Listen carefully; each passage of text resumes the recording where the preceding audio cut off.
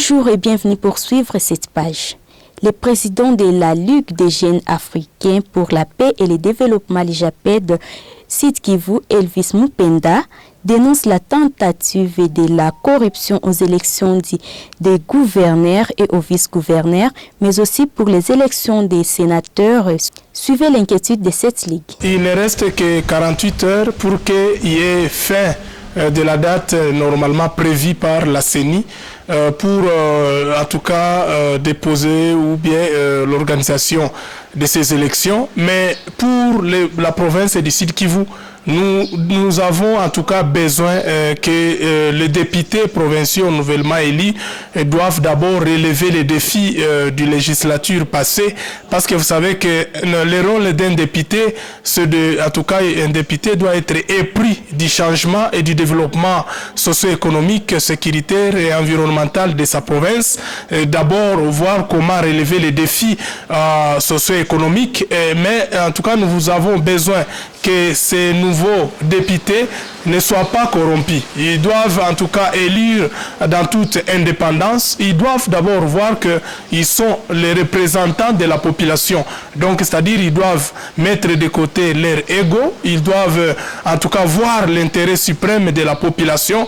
Vous savez que pendant la législature passée, le Sud Kivu avait 4 sénateurs, mais malheureusement, vous allez voir que les sénateurs, leur rôle, c'est pour représenter la province. En tout cas, ils doivent tout faire pour que la province soit développée. Mais malheureusement, et c'est ça une désolation, tous, ils n'ont pas en tout cas servi, en tout cas, ils n'ont pas montré vraiment qu'ils étaient là à Kinshasa pour la cause suprême de la province. Nous étions en train de voir en tout cas les uns qui n'étaient pas en tout cas écoutés, ils n'étaient pas entendus, ils n'étaient pas en train de prendre les déshydratats de la population pour les canaliser au niveau du territoire national et que nous puissions avoir gain de cause.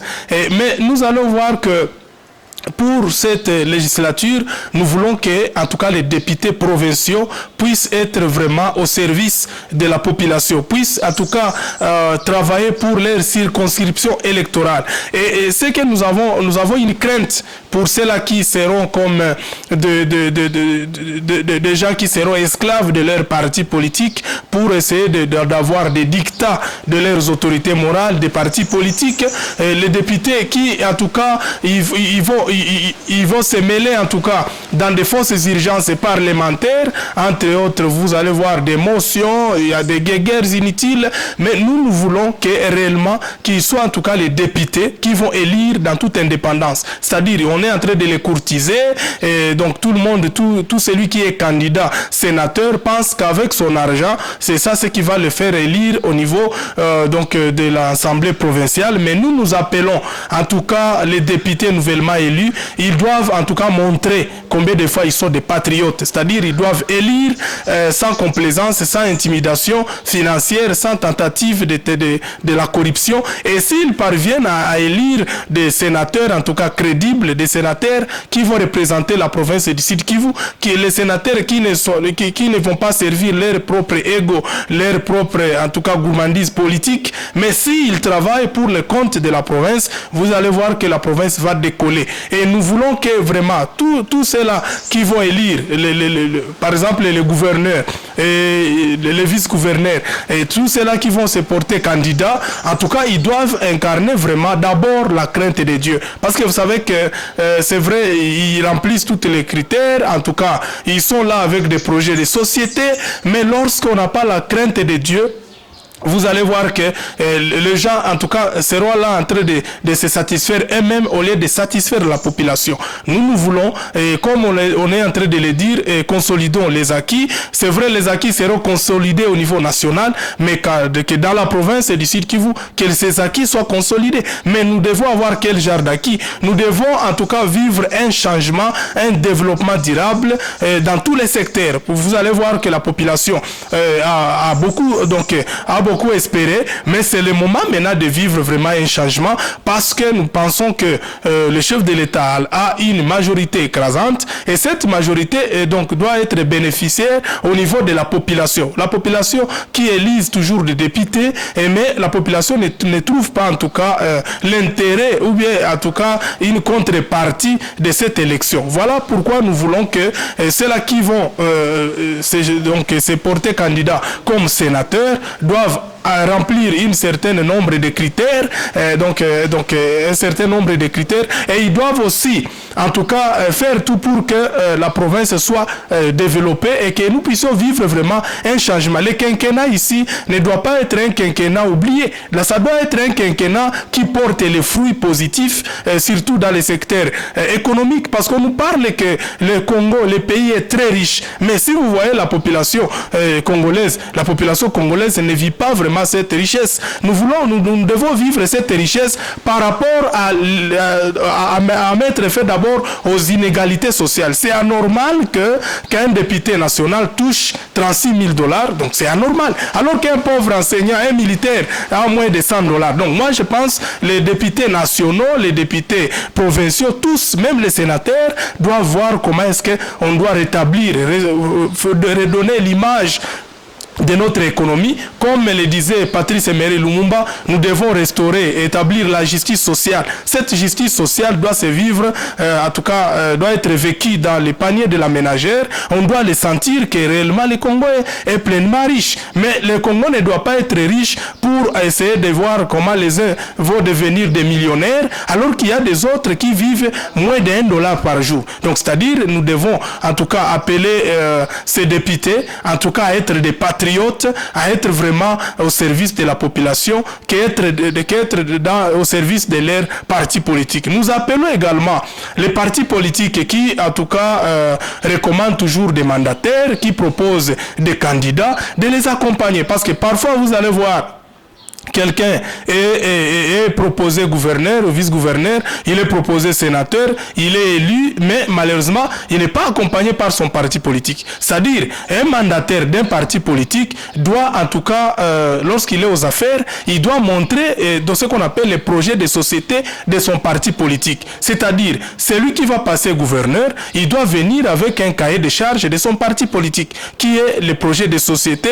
de son parti politique. Mais nous ne voulons plus, en tout cas, c'est qu'on était en train de vivre des guéguerres entre la notabilité donc sud-kivusienne, la notabilité politique, donc tout ce qu'on appelle l'opinion politique. Nous voulons voir en tout cas tout le monde se mettre autour d'une table pour que nous puissions discuter ce qui est Sud-Kivu. C'est-à-dire les gens doivent quitter leur carcan politique, les gens doivent quitter leur en tout cas famille politique ou regroupement politique, mais donc en voyant d'abord l'intérêt suprême du Sud-Kivu. C'est-à-dire nous devons nous mettre ensemble, ce qu'on appelle tous les acteurs sociaux, les acteurs politiques, la FEC, donc toutes les couches sociales doivent se mettre autour d'une table et accompagner celui-là qui sera élu comme gouverneur et vice-gouverneur. Mais également, les sénateurs doivent les accompagner. Mais également, les députés provinciaux doivent faire les contrôles parlementaires selon leurs différentes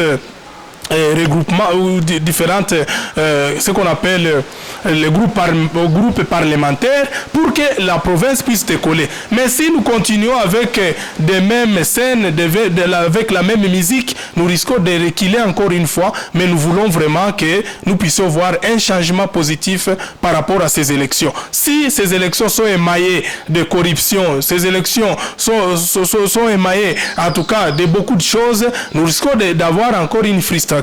Mais si nous voyons ces élections se passer en bonne et due forme, c'est là qui vont être élus sénateurs ou gouverneurs, vice-gouverneurs. En tout cas, on voit que ce sont des personnes communautaires qui maîtrisent les problèmes, les défis majeurs de la province. Là, nous allons espérer et nous voulons que, en tout cas, sur toutes les familles politiques, surtout celles de l'Union sacrée, en tout cas, puissent se mettre autour d'une table et dégager, en tout cas, donc ce qu'on appelle la candidature infrastructures, donc comme on nous dit toujours, parce qu'on n'a pas besoin d'avoir des meilleurs élus sénateurs, des meilleurs élus, je ne sais pas, députés nationaux, des meilleurs élus députés provinciaux, mais nous avons besoin de vivre ce genre de meilleurs élus, parce que nous avons assez eu des meilleurs élus, mais lorsque vous voyez donc les conditions de vie, en tout cas, nous sommes toujours au recul au lieu d'avancer. Voilà notre souhait. En fait, la province est à la phase là où nous sommes en train de le voir. Nous voyons que aujourd'hui,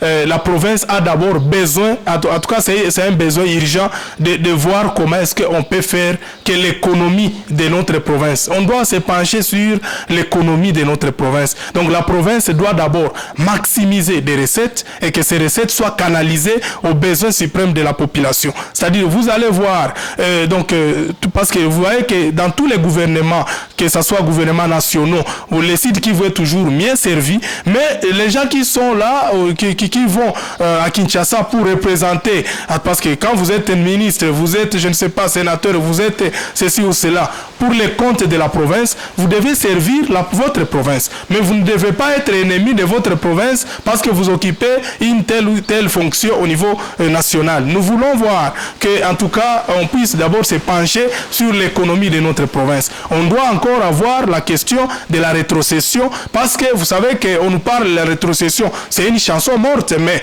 nous ne le voyons pas. Nous ne savons même pas distinguer les jours qu'il y a eu la rétrocession dans toutes les ETD et les jours que nous n'avons pas eu ça. Donc nous devons avoir en tout cas des lunettes en tout cas économiques sur l'économie de notre province. On doit aussi se pencher sur les infrastructures.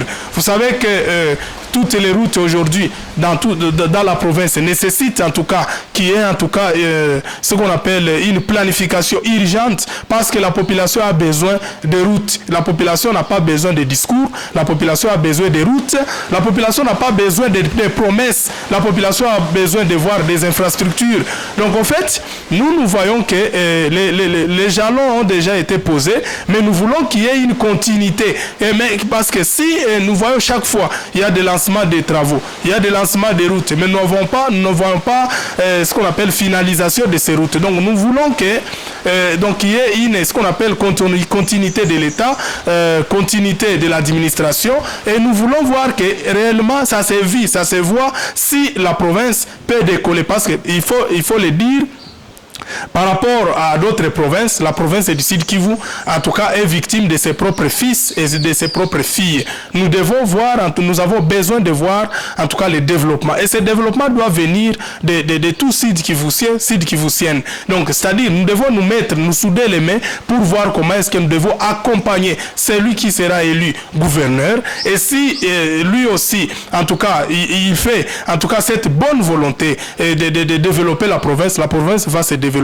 Je pense qu'il y a ce qui a déjà été fait, mais ça nécessite en tout cas ce qu'on appelle en tout cas une vitesse de croisière pour que, en tout cas, dans tous les secteurs de la vie de la province, pour que la province puisse décoller. Parce que nous sommes en train de voir d'un territoire à un autre, en tout cas, il y a des routes qui ne sont pas en bon état, surtout les routes à intérêt national. Donc nous voulons que tous ceux-là qui seront comme des ministres nationaux, en tout cas, qu'ils puissent se pencher sur les routes nationales au niveau de la province. Parce que, en tout cas, surtout, les gens se focalisent sur les routes des dessertes agricoles, alors que nous avons besoin, en tout cas, de voir les routes nationales. Si les routes nationales sont construites par le gouvernement national ou le gouvernement central, mais les routes provinciales vont suivre et les routes urbaines. Mais nous avons besoin que, en tout cas, le gouvernement central puisse se pencher sur les routes nationales. Et c'est pourquoi